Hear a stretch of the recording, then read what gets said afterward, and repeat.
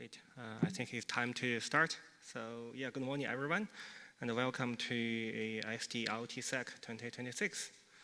So as the IoT system become the foundational to digital security, to digital society, so security must evolve from isolated fixes to standard level, ecosystem-wide assurance. So today we bring together research, industry, and policy to advance the trustworthy IoT at scale. So, this workshop had been chaired by Professor Jin Kemp and myself. This is the third time, and Professor Jin Kemp is not able to come today. So she is a Bank of America distinguished professor at University of North Carolina at Charlotte. And myself is an associate professor at University of Illinois, Urbana-Champaign, in the computer science department. So our vision of the workshop is simple yet ambitious. To elevate IoT security from isolated device level and vendor-specific fixes to standard-level industry-wide assurance. As the IoT ecosystem grows more interconnected, and the security can no longer be treated as a patch applied after deployment. It must be embedded in the standards that define interoperability, scalability, and trust. So this workshop aimed to bridge research, industry, and regulation, bring together those who design standards, who implement the standard in the real world, and those who shape the policy governing them. So we emphasize rigorous analysis. So not only the standards themselves, but also of their real-world implementations, deployments, and ecosystem dynamics. So we take Matter as one example. So Matter had been a IoT standard for years. And in the past few years, we see huge number of adoption of the Matter standard in the real world. For example, the Google Home, Apple Home, and the high-profile vendors, IoT vendors that you can name. Oftentimes, they have already deployed Matter in their device, in their mobile app. For example, when you use your mobile app to pair with an IoT device, for example, in the smart home scenario, most of the time, the pairing process, the control process, and what is showing in the app UI, it had already been governed by the Matter standard. So the vendors, the high-profile vendors, are using the standard protocol like Matter to manage and control IoT devices. So that's why we think that the security at the standard level are critical. In addition to previously, we look at each vendor, the implementation, each vendor, the design. So ultimately, our goal is to advance secure, privacy-preserving, and trustworthy IoT at ecosystem scale. So thank you for being part of this effort. So I would like to sincerely thank our technical program committee with the 21 members this year for their rigorous reviews, thoughtful discussions, and dedication. So this workshop would not be possible without their commitment to quality and excellence. So this year, SDIoTSec followed a double-blind review process. We received 21 submissions, a strong increase from 14 submissions last year. After a careful evaluation, 10 papers were accepted, resulting in a 47% acceptance rate, with a slight decrease from last year. So that means that it's more competitive. So each submission received 2 or 3 thorough reviews, and reflecting the rigor and the dedication of our technical program committee. So today we are proud to present a selective and high-quality program. And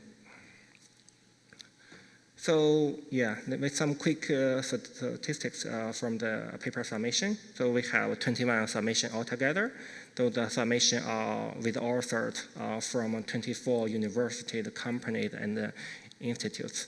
And the authors are from North America, Europe, and Asia. And yeah, these are some country-level statistics.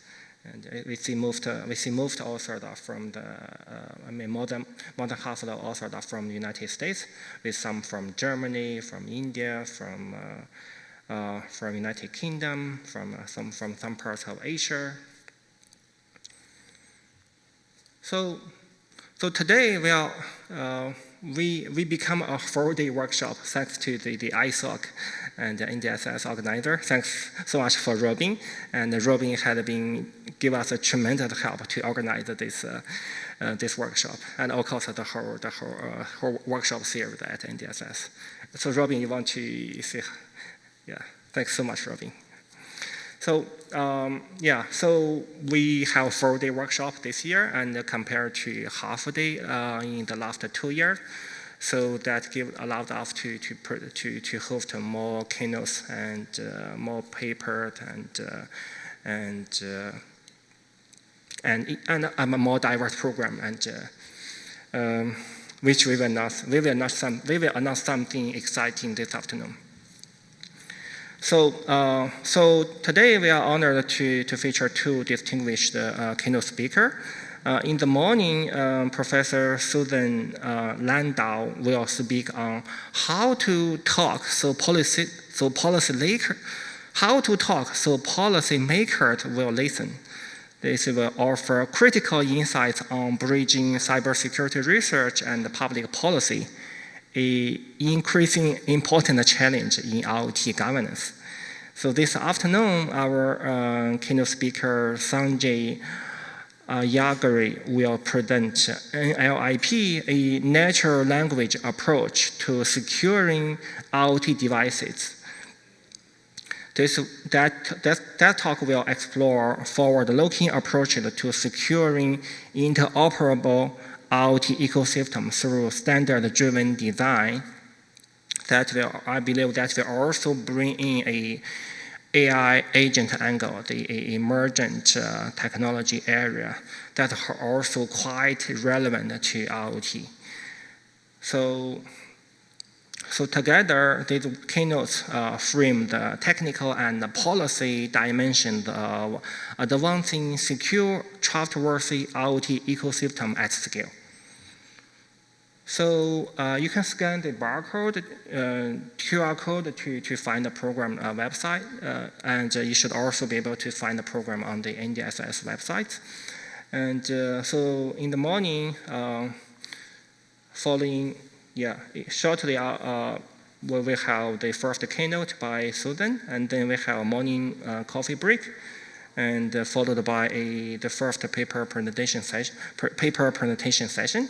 And we allocate 15 minutes before the lunch break for poster and interactive discussions in this room. So we asked the author we asked the paper author each to bring a poster so we can have more discussion following their presentation. And we have lunch from 11:50 to the early afternoon. And at the beginning of the afternoon session, we'll have the second keynote by Sanjay.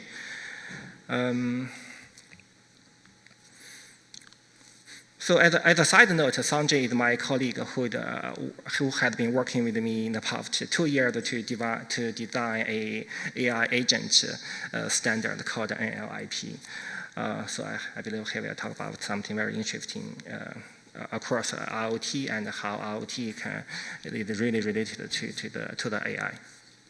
And in the afternoon at 2:15, I will announce a new initiative and a competition that could be interesting to this IoT community.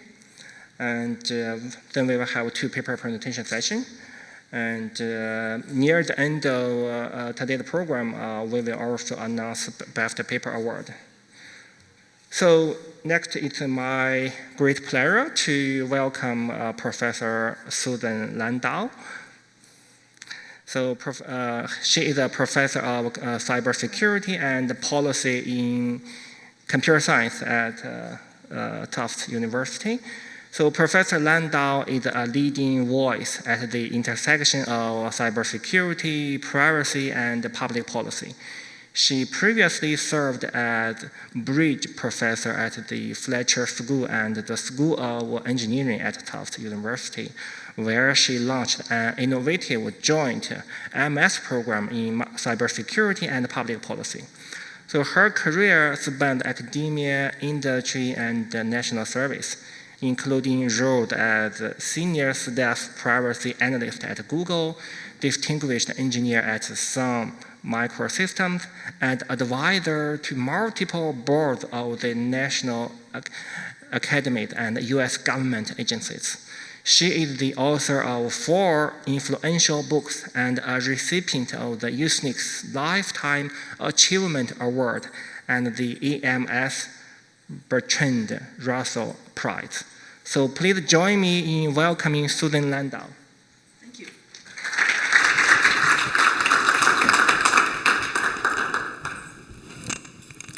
And yes, thanks.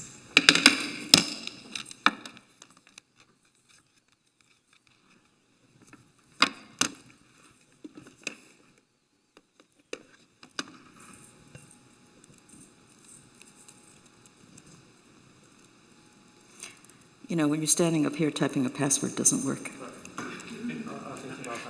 No, I'm not talking, I was talking about me standing up here, not you. Thank you.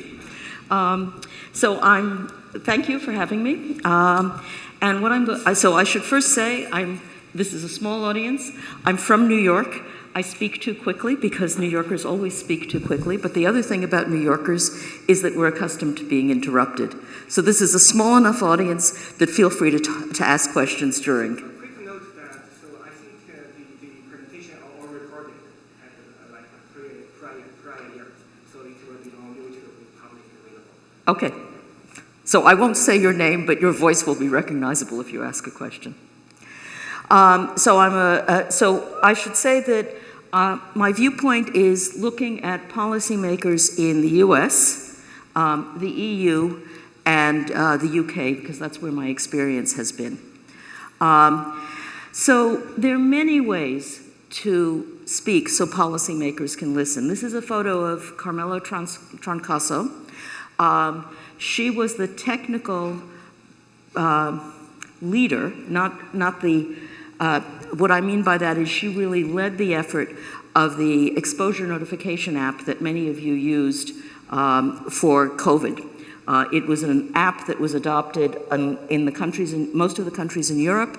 It was adopted, I can't remember if it was adopted in the UK. The UK was first doing centralization. It was adopted, I'm told no, it was adopted in many states in the United States. What was striking about what the group did, and it was a group in many different places, it involved not just computer scientists, but statisticians, biostatisticians, and so on. What was striking is that so COVID was, we all know when it started, but the first tests of the app were in Switzerland in June, and it was being adopted already in July and August.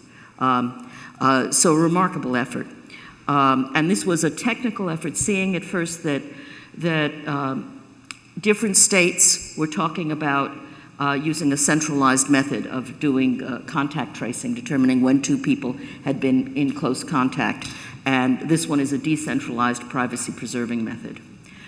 This next photo is Matt Blaze testifying in Congress about election security. So when I say there are many ways to influence policy, you can do it via technical papers, you can do it via blog posts, you can do it via op-eds, by interviews, by testifying, by participating in non-governmental work. And here's a picture of me, also testifying in Congress. There's also professional organizations in the United States, the American Association for the Advancement of Science, Center for I'll stop there, otherwise I'll just go on too long, and the National Academy Studies, and so on. In order to do that, You have to have credibility with many of these organizations, so you have to be publishing technical papers and potentially policy papers that are of interest to the topics, that are related to the topics. Your name gets known, people start calling you. What did I just do? I shut something off. How do I start it again? Okay. So there are many ways to do so. When I prepared this talk, I talked to a number of people. So in the bottom corner is Steve Bellovin, a member of the National Academies, a security researcher, probably known to many of you. He's in the National Academies and therefore has a lot of heft that way. He's also worked at the Federal Trade Commission for a year as a chief technologist. Stephen Murdoch was interested in policy from when he was an undergraduate and picked research areas that are related. Stephen does more technically oriented policy work, but he has also participated. He wrote chapters in a law book that talk about how you do forensic searches of devices, but wrote it in the way that lawyers can understand and judges can understand. That's absolutely critical work. Carmela has done a lot of work in privacy. I mentioned exposure notification. Alyssa Redmiles. Alyssa Redmiles, you might notice, is Carmela's in the middle, but Alyssa is a generation or two younger than most of the people on this. Alyssa works in human-computer interaction and in policy issues. She has mostly been doing papers in the way she's getting public attention is articles in Scientific American and those kinds of journals. You can probably recognize me, Bart Pernille. So Bart will claim that the only reason he's involved in public policy is because he's at the University of Leuven, and that's 45 minutes an hour from Brussels. Don't believe it. When a computer scientist or any type of scientist gets involved in policy, gets invited to speak, if the first time they speak in technical gobbledygook, that's the last time they speak. So maybe Bart got invited the first time because he was an eminent computer scientist, but he keeps being involved in EU policy work because he's an eminent computer scientist who says intelligent things and says them so lawmakers can understand. And then finally, Matt Blaze. So Matt got pulled into policy work in 1994 when he found a flaw in the Clipper chip, but wasn't actually, so some of you are too young to know the Clipper chip. The Clipper chip was that's hard to believe. The Clipper chip was a piece of hardware to do strong, 80-bit encryption, but the keys were split and stored with two agencies, intended to be stored with two agencies of the federal government, and were in fact stored in that way because the Clipper chip was built and used briefly. So it had an 80-bit key.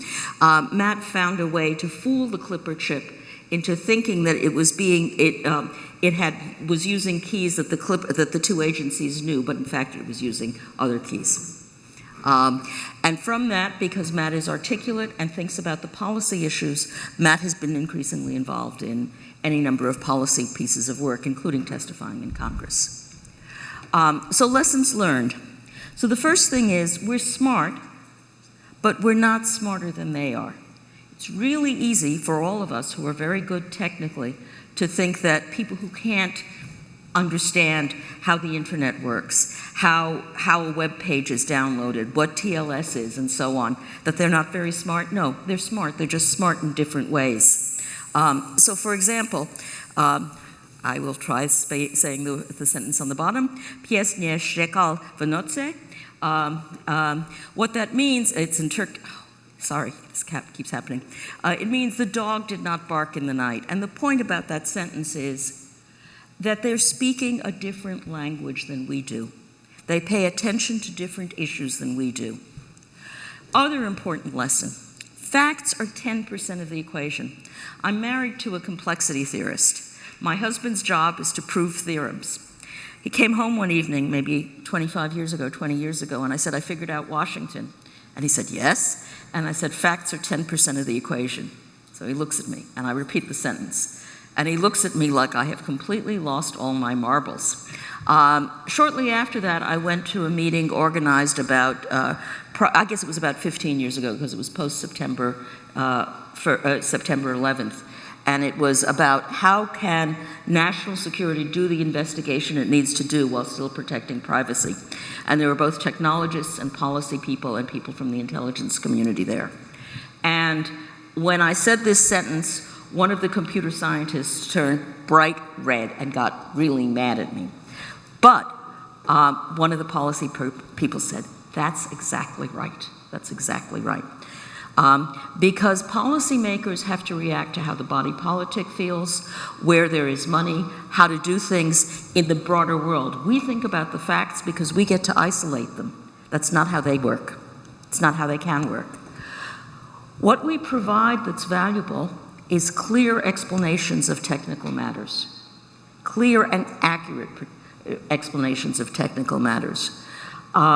The accurate part is also incredibly important. That's what they rely on us for. So you have to be very clear, find ways to explain technical issues so that they make sense to non-technical folks, and give examples that make sense to them. So this picture is a picture of somebody using VoIP in a cafe or I guess I have to look at my laptop to see where they are. Bob is at the coffee house, Alice is in the airport lounge. Bob is using the local ISP of SIP's ISP because they're in a coffee house. Alice is using Fly ISP because she's at the airport lounge. And Bob's VoIP provider is Packet Talk, Alice's is IP voice. So when they do, when they make a call, if Bob wants to reach Alice, he knows that Alice is Alice at IP voice. His communication goes from his laptop up to SIP's ISP, up to Packet Talk. Packet Talk communicates with IP voice, gets Alice's IP voice, checks where Alice's IP address is, sends it back down. The important thing of this picture is that from that moment on, Packet Talk and IP voice are not involved in the conversation. Everything else, as you guys all know, goes through whatever the whatever IP connection there is. You knew all that when you saw the picture, but I wanted to walk you through it. Well, in 2005, the FBI sought to take Communications Assistance for Law Enforcement Act, which requires that all digital phone networks be wiretap enabled, and extend it to VoIP conversations. We talked, a group of us, including Matt and Steve and various people who did VoIP work, and somebody in signals intelligence no one in signals intelligence on that one, sat down to think about the problem. And what we quickly realized is this diagram says it can't work. This diagram says it can't work because where do you put the wiretap? If you put it at the IP providers, if Bob is being wiretapped, if you put it at Packet Talk, the conversation isn't going through Packet Talk. Packet Talk knows Alice's IP address, but Packet Talk can't get the wiretap put down at SIP's ISP because it doesn't know SIP's ISP. Maybe Bob is a bad guy and he's sitting at organized crime coffee house. Organized crime coffee house should not know that there's a wiretap on Bob. It's the law enforcement that has to put that wiretap on. We had that picture. I went and talked to staff in Congress in September 2006. And the staff member who came to talk to me said, hey, my senator was going to put a bill into Congress. But we looked at that diagram, we realized things are more complicated than we thought. And my senator is going to delay the bill till after the election in November. Senator didn't get reelected. Bill never made it to the floor. Explain things in a way that, that people can understand. Analogies make a big difference. What's client-side scanning? Client-side scanning is peering at your letter before you put it in the envelope. Once you say that, they get it. Matt Blaze had a wonderful one. When we had the encryption debates, they keep recurring. When we have the encryption debates, you hear law enforcement saying, surely those smart people in Silicon Valley can figure out a way for the technical people to provide protection to communications and still allow law enforcement in. Matt said, well, you know, landing a man on the sun isn't hard. It's getting him off that's hard. Focus on what resonates. So with Communications Assistance for Law Enforcement Act, there were 3 sets of issues. There's the civil liberties issues, there are the customer issues, and the security issues. So in Washington, in the mid-2000s, the security issues resonated. That's what Washington people were willing to hear about. They didn't want to hear about civil liberties issues in the post-September 11th. Customer costs were much less important. But if you talked about the security risks of implementing CALIA, then they heard you. Tailor your information. Is the politician you're talking to, the policymaker you're talking to, interested in consumer protection? Focus on that piece. Are they interested in human rights? Focus on that piece. You give different arguments to different policymakers. It's important to provide alternatives. So in science, we produce a paper that says, this doesn't work. You can't make this work, and we stop. But recently, last summer, I was asked to speak to a former policymaker who will get back in government in another few years, is the expectation. And after I told her why the particular things that the government was proposing wouldn't work, she said, okay, but what's the alternative? What do you do instead? And it was really important I had an answer, because if I didn't have an answer, she was going to dismiss everything I said. She wasn't going to hear me. It would have been a wasted call for her. She would have said, this person is not useful. So, for example, when and as you can tell, most of my examples are from the encryption wars, because that's where I've ended up spending a lot of my time. When did we write this? 2014. In the middle of one of the set of battles of the encryption wars, we said, well, look, law enforcement is going to need to be able to access communications. How can they do so? Well, one thing they can do is lawfully hack into devices. In fact, we later discovered they'd been doing it since at least the early 2000s. But we produced a paper that said different ways, different reasons why they might need to, including the fact that some of the products, not the products that existed in 2014, but I guess Apple was already protecting data on the device by that point. But some groups, like the cartels in Mexico, were actually producing high-quality encryption. Not the small criminal gangs, but the big ones. And so there were reasons why law enforcement was already needing to do lawful hacking. And so providing alternatives really is important. Another lesson learned. The EU is not the US, which is more obvious now than it was when I first gave this talk. But what I mean by that, when you're talking about science policy and tech policy, is something different. In the US, when let me start with the EU. The laws on surveillance, the laws on encryption, the proposed laws, they're bills, they're not laws at this point, but they get settled in dark rooms. The conversation all happens in dark rooms. By the time the bill comes forward to be voted on, none of the civil liberties people have had a chance to participate in the debate. They're not in the room. By contrast, the process in the United States, flawed as many things may be, those discussions happen much more publicly.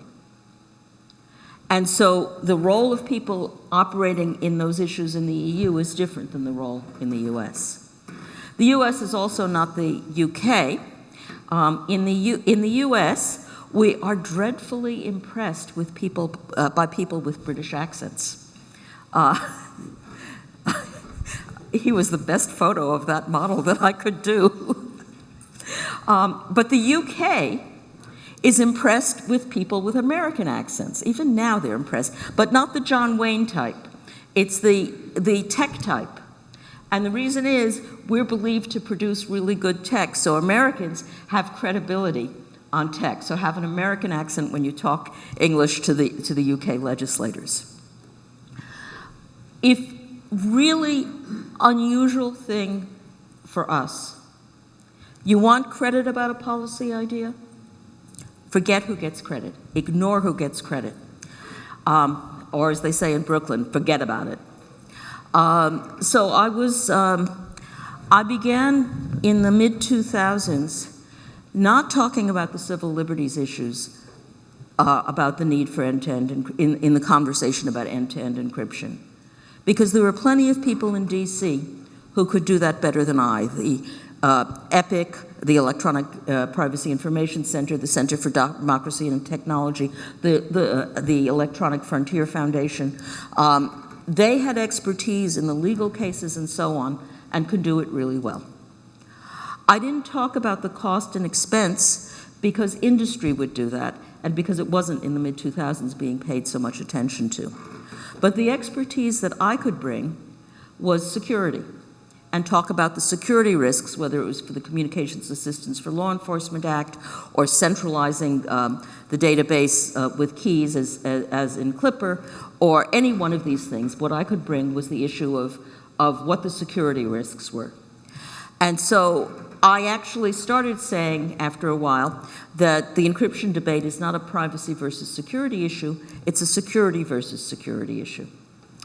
About 5 years ago, I was at a meeting where a person from the Defense Department said, you know, encryption is a security versus security issue. I did not say a word, because the most important thing was that this person now believed that. It might have tainted the acceptance of the idea if I said, you know, that was my idea. Much better to not take the credit and have the ideas accepted. It's hard for scientists and engineers. It's not how we operate. But if you want to be effective, that's a really important piece. Non-governmental organizations can be extremely useful. They are professionals. Their job is to study what legislation is coming in, know who's involved in it, know what the dynamics are of the debate, and so on. They matter a lot. They provide very useful guidance. But you have to remember that they dance with whoever has provided their support.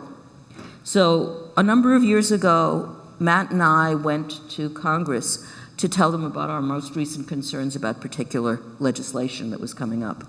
And we went in part because we had written a paper that a non-governmental organization had said to us would be very useful in that particular set of debates. The organization and the staff, one of the staffers came along with us and took us to different legislators' offices. At the end of the first day, and we had 2 days of meetings, at the end of the first day, this guy said, hey, I never realized it would create this problem for industry, the thing you're saying. You need to not publish that paper.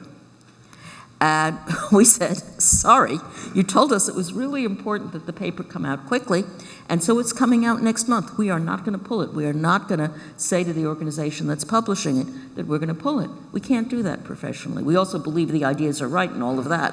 But the fact is, we're not going to do it. And we did the second day of briefings as well. Later on, various civil society organizations realized that the idea we were putting forth there was actually a good one and benefited the arguments they were making because it was an argument that provided alternatives when people were not seeing them. But the point is that I'm making in this particular bullet point is that use the non-governmental organizations, but understand that they have potentially a different set of motivations than you do. Understand what your motivations are and keep true to them. So don't forget they have their own agendas. How do you get involved? It varies. As I said, Matt started by doing a technical attack on the Clipper chip. It's called an attack. It's not really an attack. It doesn't break the Clipper chip. It just fools the Clipper chip. From there, he was involved in a number of papers on the security issues related to encryption, on location and how easily location is tracked, election security, and so on.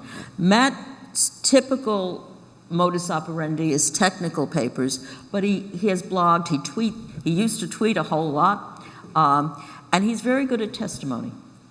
He's a good speaker. He has, as you can tell from the example I gave, really great on analogies. I told you about Steve, so Steve tends to stay on the technical side. Over the last 20 years, however, Steve has worked on law review papers.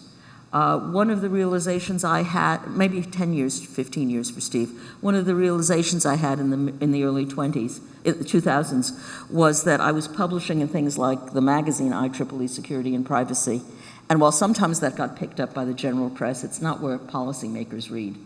So after that, I began writing law review papers, and I should tell you it's a whole different game. You don't send to one journal, you send to many law reviews at once. It's not people who know the field who review, it's law students who review. It's a different game. But Steve has been writing law reviews papers, and those we have done some papers that have been cited in court cases. I've told you about how Bart got involved, and Stephen.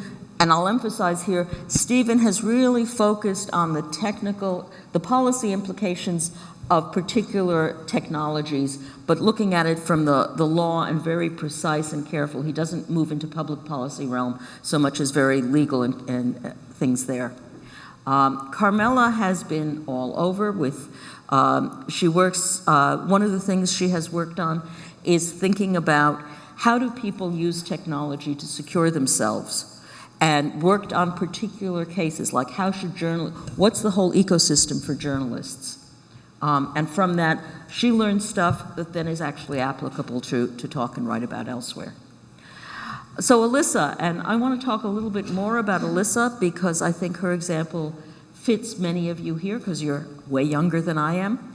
So most of the people I've talked about are about my age, and we established ourselves professionally as scientists and engineers before we started doing policy work.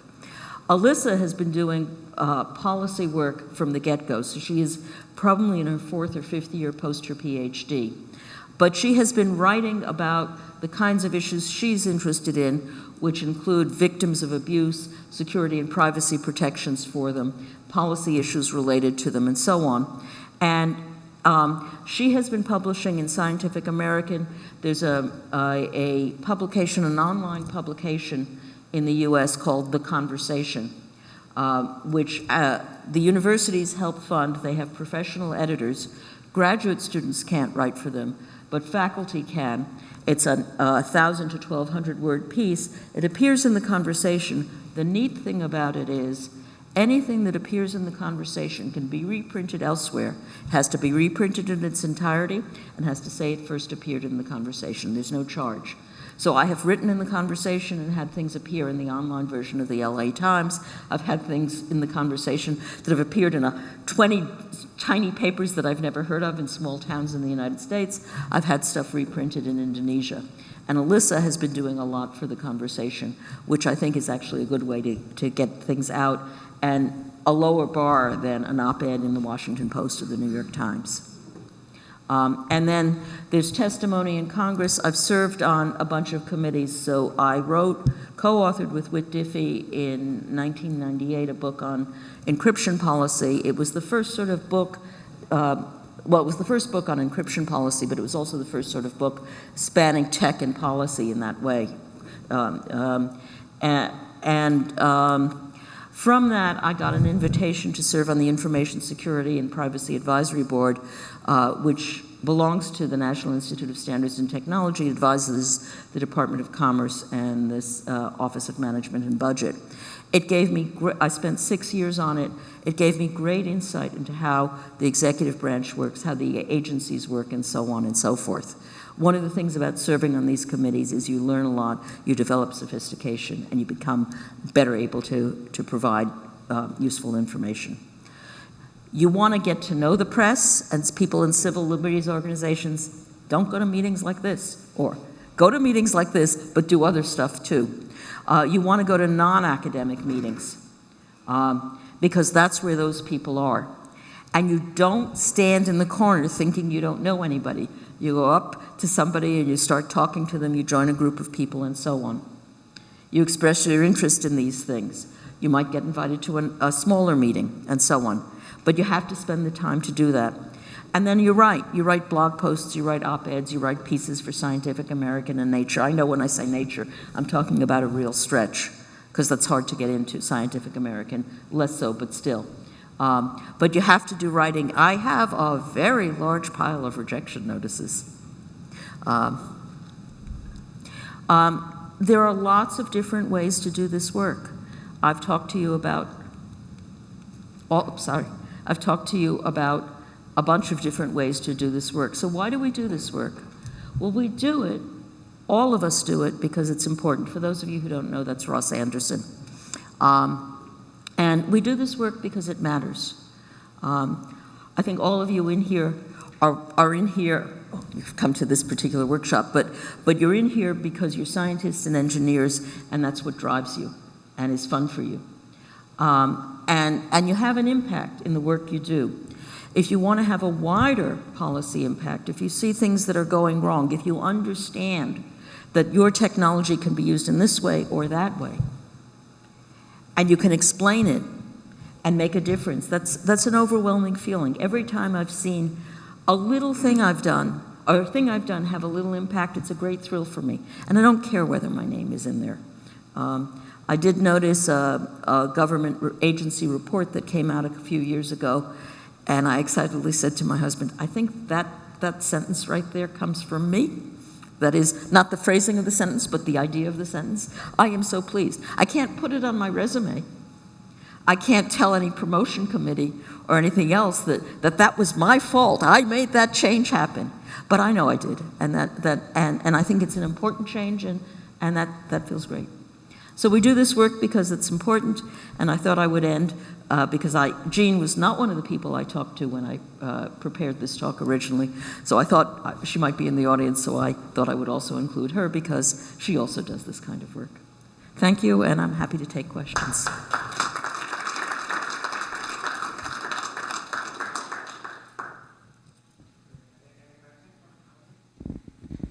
Test. Hi, great talk. Thank you so much. So it sounds like a lot of the lessons that you presented here will help somebody not immediately get ignored by policymakers. And another aspect that I'm curious about, as you've learned these lessons and started integrating them, is how is the lifetime of your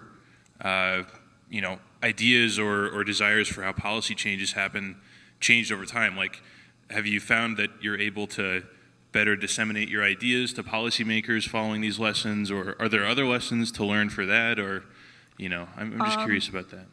Well, the world has changed in a whole bunch of ways. So when Whit and I started working on so I got involved in encryption. I'm originally a theoretician.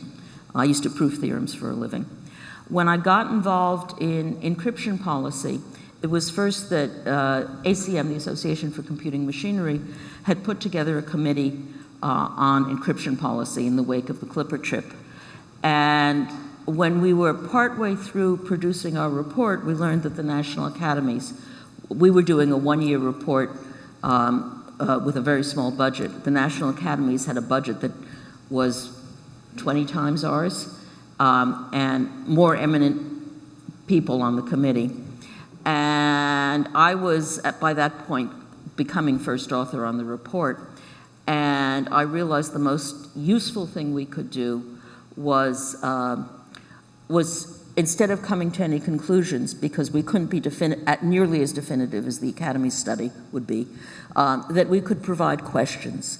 We could say, this needs to be explored and that needs to be explored. And in fact, I met the staff member for the Academy's report just as ours came out, and he and I had a long conversation about things. And I briefed him on, here's what you need to think about, here's what you need to think about, and so on. And it must have been not a terrible briefing, because he and I have become very good friends since. But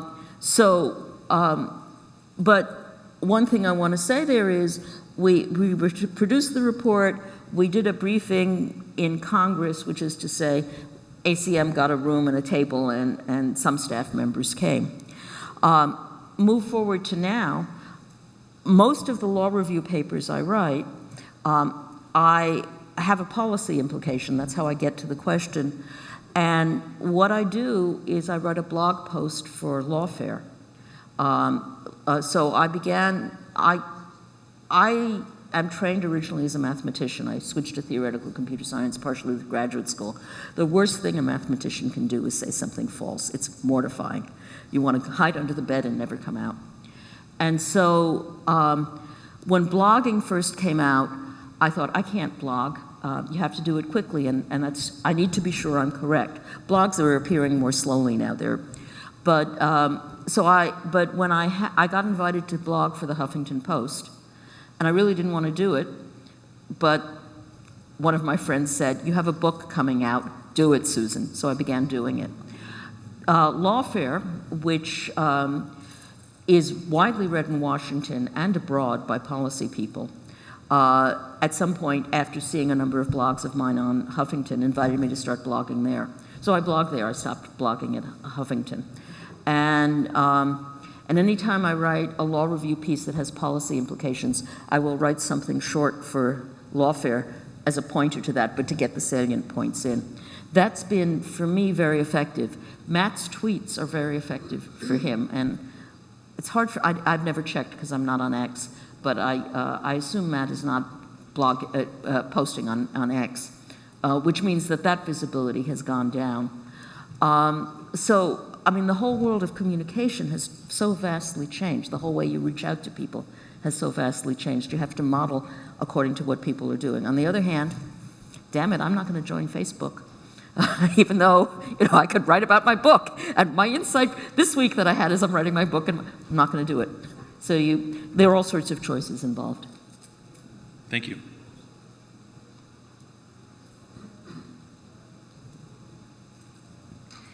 Thank you for this talk, very interesting. And I completely agree that it's important to speak the language of the people you're trying to convince. And I'm wondering if you have any ideas of how we could build in the skill of speaking to non-technical audiences about highly technical topics into the education of these technical worlds. You did hear that I started a master's program in Cybersecurity and Public Policy, yes? Yep. So I have lots of ideas on this. So I did a few things in my teaching. I taught a course in international cyber conflict. And the first year I was learning what international cyber conflict should be and so on. The second year, one of the things I did is the class meant 14 times or 13, 12, whatever number of times for 2.5 hours. And so one day I talked about the US cybersecurity policy, one day about Russia, one day about China, one day about Iran, Iraq, and Israel. But that leaves a whole lot of the world not covered. Each of the students had to prepare a 5-page paper and a 4-minute briefing on one of 80 countries. No students could talk on the same paper. A couple of years after I'd done that course a few times, I was with a bunch of students graduating, and one of them said, I just heard this short talk by one of the students in such and such a class. That student, I could tell, had never been in your class because that student didn't know how to do a 4-minute talk. So that's one thing I made them do. Another thing is that when I was teaching cyber law and cyber policy, I made them do a briefing paper. I gave them information on what a briefing paper is, and it has to be short. I would talk a lot to the students about the people you're trying to reach are really busy. Make every word count. Don't tell them things that are obvious, but also answer the question they're interested in. Don't talk over here. Answer the question they're interested in. So I made my students write. I spent an extraordinary amount of time criticizing their writing.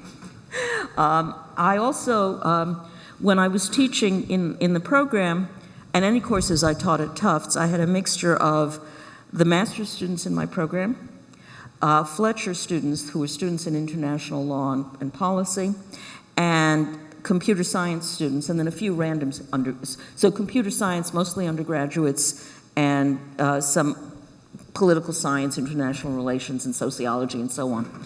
So a really wide mix of kids. And I remember once, the logjam attack. One of my students over in that end of the room gave an explanation of it. I said, gee, I bet so-and-so thought that was Greek. And the student said, no, it wasn't Greek. I studied Greek in college. But it was, she said, but it was Latin. I made this student do it 3 times or 4 times over and over again. Nicely, friendly, the atmosphere in the class was fine, till that student got it. And then I had them do, in another course, I had them do group projects. And the group projects were, they were debating a bill or presenting in the Supreme Court. And every group had some techies and some non-techies, and they had to work together. So I made the communication between those groups and learning how to communicate and learning how to write really critical. But it did take a lot of time.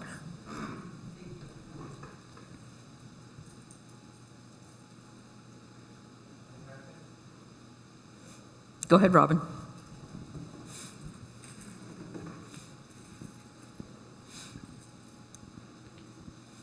Thanks so much, Susan. Buckle up, because I'm going to embarrass you. Oh, no. In which way, Robin? I've known no. Robin for 20 years. It's okay. Yeah, about 20 years ago, you gave a talk at the Hewlett-Packard Symposium on cryptography, and it was the first time I'd heard someone from industry stand up and talk about encryption policy matters and say what the government is doing here is unethical, it's immoral, it's bad. And I thought, hey, are we allowed to say those things? So my question really is, there must be times when, like me, you're facing a policymaker and you just want to scream and shake them and say what you're doing is just wrong. How do you bite your tongue at that point? The way I bite, so when I did that at that meeting, I was very lucky to be at Sun. Sun was, so I will tell you a different story and then answer your question. One of the things I worked on at Sun was digital rights management and copyright policy, and we had a very forward-looking policy. We said, you know, all users are, all creators are users, and users are creators. And that was not something Hollywood or the Recording Internet RIAA, Recording Industry Association of America, wanted to hear. And so it was, I felt very good being there. What do I do? I'm interested in being effective, so I'm going to give you a funny answer to that and then maybe say some more. Matt and I were once in an office talking to a staff member, and I noticed Matt was repeating everything I said, and I was about to get really pissed at him. And then I realized what was going on is the staff member was not paying attention to me. Our guess was because I was female, and Matt wanted to get the points across, so he just repeated them and then they could be heard. And that's really the answer. What you want to do is convince this person. I can, you know, take a long, hard walk in the woods when I get home and, you know, spend the evening by the fire yelling at not at my husband, but yelling about the person to my husband. But you don't want to lose your cool. You've been in situations where it's really, I mean, think about, am I allowed to say this? Think about certain people in the United States right now who get put in stressful situations and cannot lose their cool because it's a matter of life and death. So it's not a matter of life and death here, but if what I want to do is be effective, I can't lose my cool. And I'll give you one more example. I did a podcast once with somebody who does cause me to lose my cool because that person is both very smart and willing to exaggerate and say statements that aren't true. And I just spent the hour before dancing around and moving around with the idea that what I really wanted to do was have a glass of wine and loosen up, but I had to have my mental acuity really sharp. And so I just had to be ready to bounce back each time. And did I want to do this particular podcast? No, but did I think it was important? Yes, so I just had to. Right. Well, no, I didn't zip. In that case, what I did was I just got myself into a fighting looser mode than I tend to be as a former mathematician.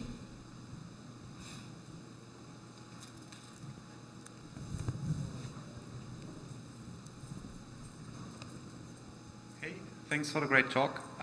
One point you had was EU versus US and open versus not so open. Do you also have any hints what to do in the not so open situation?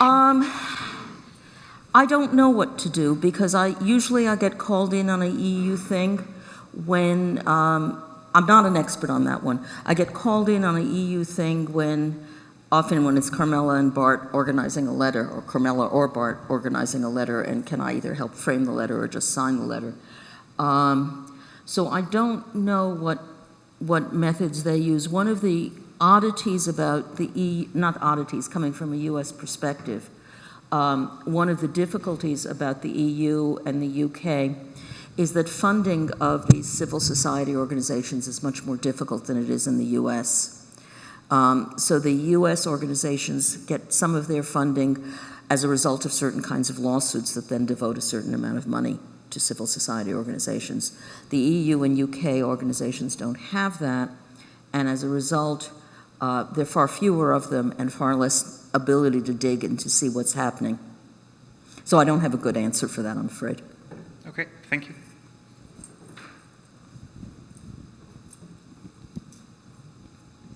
Hey, thanks for that. I think I have a quick question here.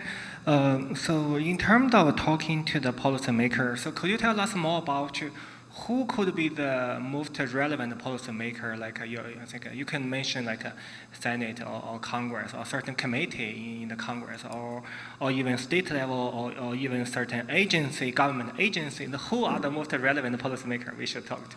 So that's why I said that being on the Information Security and Privacy Advisory Board was really useful, because that gave me some insight.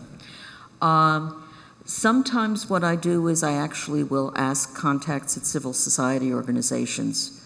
By now, of course, having been doing this for close to 25, 30 years, I know people. I know fewer people than I did in the previous administration. But I will just ask. One of the things I'm willing to do is sound stupid by asking lots of questions. There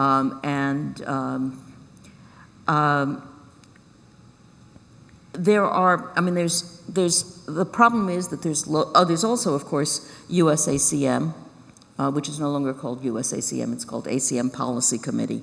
And people there have contacts and they know. And if Jean were here, she would be able to say a lot more because she's been involved, I think, on the IEEE version of that. Heavily involved. I think she was chair for a long time. But so there are academics who are in these professional organizations doing policy work. The Computing Research Association has a policy person, and he knows, but he's more involved because the CRA is more involved in funds and research money than it is in broader policy issues. He will know more about that end than others, but he may know somebody who can tell you where to go. So there are a lot of days that I spend writing emails and calling people and talking to them. I'm writing a book right now where I spent a half hour on a phone call with somebody and I realized he wanted to talk to me because he wanted to plant ideas in my head. He had no value to me that way. But he knew somebody else that I wanted to talk to. And once I listened to him, he was willing to establish that contact. Great, thank you so much. Yeah, it's a different set of skills than we're used to. Yeah, maybe I share some quick thoughts from my side. I mean, many people in this conference or in the workshop are scientists or engineers, as you mentioned. I myself, or my group, discovered a ton of security vulnerability in many IoT devices, in many vendors. But we found that it's difficult to make an impact if you just ask a specific device vendor to fix their issue. So that's why my group think, okay, well, we think that it's better to make to change. So in that case, what I would do, the place I would go that probably has the most impact in the government is NIST, and talk to the NIST people who are doing IoT and say, would it be useful to have a meeting about how to have impact, to think about how to create broader, and because they are both researchy and government, and think about this particular problem. Yes, yes. So yeah, so that's why we started from fixing vulnerability in specific vendor to move into enhancing security in the standard. And then we realized that, okay, like a standard like a matter, the vendors are not obligated to use any of the standards. Then we come, the thought come to the door. They need some kind of authority to help promote using our secure standard. That's why talking to policymaker, to me, makes sense. It's very important. Okay, so then I'll give you an example.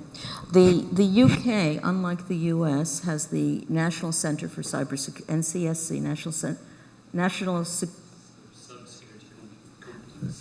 No, it's not competence. It's NCSC, whatever it is. They actually started grading security of IoT devices, red, yellow, green, and then 3 of the big box companies in the UK, you'll know which ones they were, I don't remember, were going to only stock the green ones, and it fizzled. It just didn't work. So pulling into a meeting of the sort that I said, the people who know why things didn't work, and it seemed like a very sensible idea as they did it. It seemed like they had done the right things. Finding out in a room why those didn't work, pulling in, if you can, a few staff members from Congress. It might be Ted Lieu's staff members. It might be Ron Wyden's. There are other people that are also concerned about cybersecurity to say, what can be done? What can be done at a policy level? The paper that Robin and I collaborated on, we had both been working on identity management at Sun, and I heard a technical talk that talked all about the risks of the identity management system that we had worked on, and I got really mad, because while they were technical risks, they were really small and stupid. Not stupid, but they were small, and the point was they shouldn't have been resolved by technology. They needed to be resolved by policy. And so the paper we wrote was, yes, this is a risk, but this is how you really solve it because it's the more effective way. And so it's pulling different people into the room for that conversation, which is why I said NIST, because they're a convener. Great, thank you so much. I think it's time to wrap up this session. Let's thank the speaker, Susan, again. Yeah. So, yeah, please. This is the coffee break time, so please come back after a coffee break at 10:20, I believe. Thank you.